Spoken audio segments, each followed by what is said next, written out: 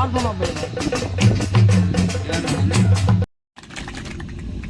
मुझे बहुत लंबी बात नहीं कहनी, क्योंकि जब आपने राम जी के नाम पे ताली बजा दी तो आपकी ताली की आवाज राम जी तक पहुंच गई और मुझे लगता है कि राम जी मालवीय जी को दिल्ली पहुंचा देंगे।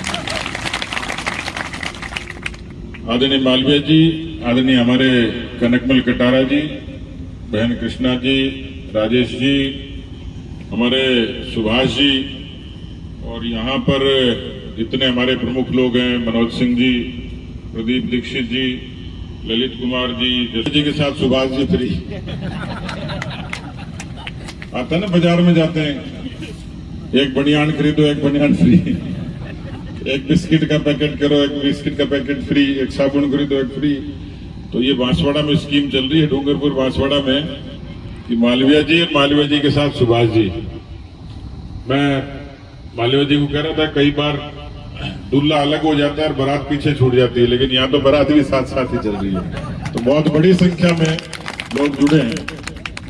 मैंने मालवीय जी से पूछा, लेकिन ऐसी क्या करामात हो गई बीजेपी में कि आपने कांग्रेस जैसी पार्टी छोड़ी, आपने इतने रुतबा, इतने लंबे समय तक आपने सेवा करी, प्रधान, प्रमुख, विधायक, सांसद, मतलब दुनिया में जितने पद होते हैं वो सब दे दिए। तो इन्होंने बहुत जोरदार बात कही।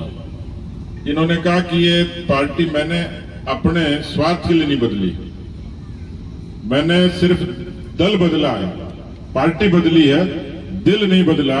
मेरा दिल तो आदिवासियों के लिए धड़केगा, और उन आदिवासियों के भले के लिए कि जितनी डबल इंजन की सरकार जो काम कर सकती है, सत्ता के जरिए आदिवासियों का भला कर सकता हूं। और भला मोदी जी ने जो किया है, भले ही बैंक के खाते खुलवा के किए, लाखों की संख्या में आवास बने, या प्रधानमंत्री आवास बने, क्या मकान बने, कितने लोगों बने, देखे हाथ खड़े करें, मकान बने जिनके।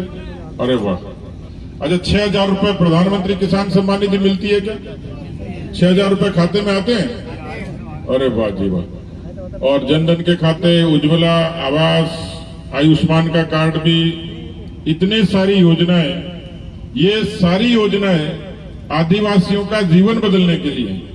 और प्रधानमंत्री जी की मंशा कितनी जोरदार है, वो गोविंद गुरु की महिमा का भी गुणगान करते हैं, और बिरसा मुंडा भगवान की जयंती को भी आदिवासी गौरव दिवस के रूप में मनाने का ऐलान भी करते हैं।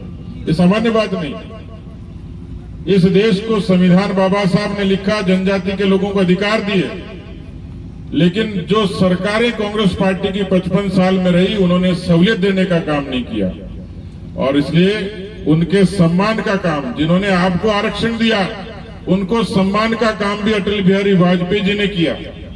जनजाति के लिए मंत्रालय बनाया, आयोग बनाया, और मोदी जी ने उस काम को आगे बढ़ाया, इस रूप में बढ़ाया कि जनजाति के भले के लिए देश में यदि पिछली सरकारें 21,000 करोड़ रुपए खर्च करती थी, तो मोदी की सरकार 90,000 करोड़ रुपए जनजाति के भाइयों के जीवन को सुधारने के लिए करती है। एकलव्य स्कूलों में बच्चे पढ़े और पढ़ लिख कर कामयाब बने, इसके लिए 5-5 गुना एकलव्य विद्यालय बनाए, 5 गुना। तो मुझे लगता है कि आदिवासी भाइयों का उनका हक मिले, और इसलिए मिले कि प्रकृति के और ईश्वर के नजदीक कोई कौम है। मैं जब बार बार आता हूं तो मुझे अखबार के लोग पूछते हैं कि आप यहां से चुनाव लड़ोगे क्या? चुनाव मैंने कहा मैं नहीं लड़ सकता, वो तो मालवीय जी, सुभाष जी लड़ सकते हैं।